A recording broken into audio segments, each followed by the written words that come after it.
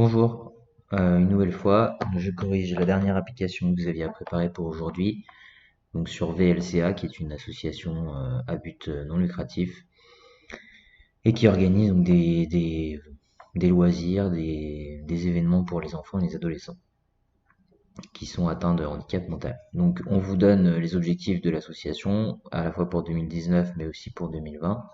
Et puis, on vous pose les questions suivantes. Première question, quelle est la finalité de l'association? Donc, vous le savez, une association ne peut pas avoir une finalité lucrative. Elle n'a pas, enfin, c'est pas qu'elle n'a pas le droit de faire des bénéfices, mais ça peut pas être son but premier.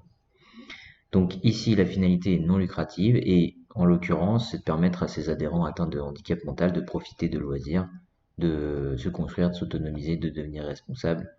Donc ça, tout ça, c'est indiqué dans le texte.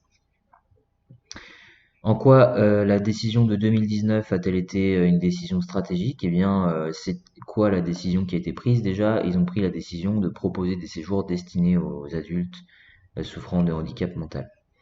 Donc la décision a été stratégique puisque c'est bien le plus haut niveau hiérarchique qui a pris cette décision, les membres du bureau. C'est une décision qui est difficilement réversible et qui est de long terme, puisqu'elle dure plus d'1 an en principe. Elle va nécessiter des ressources importantes, notamment financières et humaines, pour pouvoir s'occuper des nouveaux résidents adultes euh, et organiser en fait ces événements-là. Troisième question, on vous demande de compléter le tableau afin de calculer les écarts entre les objectifs de 2020 et les résultats réels. Donc là, toutes mes excuses, j'avais supprimé dans le tableau toute la première colonne que je vous ai envoyée sur Pronote. Euh, donc les objectifs étaient les suivants, les résultats ont été les suivants, et donc à chaque fois j'ai calculé les écarts comme on le fait dans l'application 1, sauf que cette fois on avait un écart défavorable qui était le nombre de journées vendues en fait. Donc on avait un objectif de vendre 8000 journées, on en a vendu finalement 7985, ce qui fait moins 15 par rapport à l'objectif. C'est pas dramatique du tout de faire moins 15 par rapport à l'objectif, mais en tout cas c'est légèrement défavorable. Pour le reste, on a réalisé un chiffre d'affaires plus haut que prévu. On a vendu un peu plus de séjours, on a organisé un peu plus de séjours que prévu, mais en fait, dans chaque séjour, il y avait, les séjours étaient un poil plus courts, ce qui explique le nombre de journées. Et le prix de vente moyen d'une journée était plus élevé que prévu, et on a eu une valeur ajoutée, donc supérieure à ce qui était prévu également.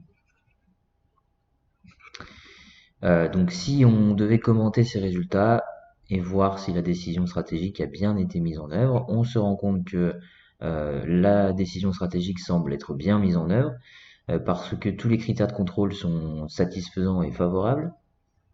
On a des résultats plus élevés que ce qui était prévu. On se rend compte de quoi également? On se rend compte que vendre des séjours aux adultes nous permet de vendre des séjours à un prix plus élevé. Donc regardez, on avait un objectif de prix de vente à la journée de 98 euros. Finalement, on vend plus cher que ce qui était prévu. Ce qui fait que notre chiffre d'affaires qui était prévu de 784 000 bondit à 812 000. Donc c'est intéressant pour l'association, quand bien même elle n'a pas d'objectif lucratif, de vendre ses séjours un peu plus cher que ce qui était prévu. Ça lui permet également de générer une valeur ajoutée plus élevée que ce qui était prévu. Donc c'est intéressant pour elle de se tourner vers une clientèle adulte, puisqu'elle peut dégager plus de richesse, vendre un peu plus de séjours et surtout vendre plus cher la journée. Voilà, donc le contrôle stratégique qui permet une analyse assez fine d'une organisation par rapport à ses objectifs et ses réalisations. On peut aller assez loin dans l'analyse. Ici, vous avez 5 critères, mais dites-vous que dans les entreprises, ils ont des tableaux de bord avec des fois 500 critères. Et quand on combine plusieurs critères ensemble, là, on obtient des résultats et des analyses très intéressantes. Voilà, j'espère que c'était assez clair pour vous. N'hésitez pas si vous avez des questions. Euh, et puis, je vous dis à la semaine prochaine. Bon travail à vous et bon courage dans votre distanciel.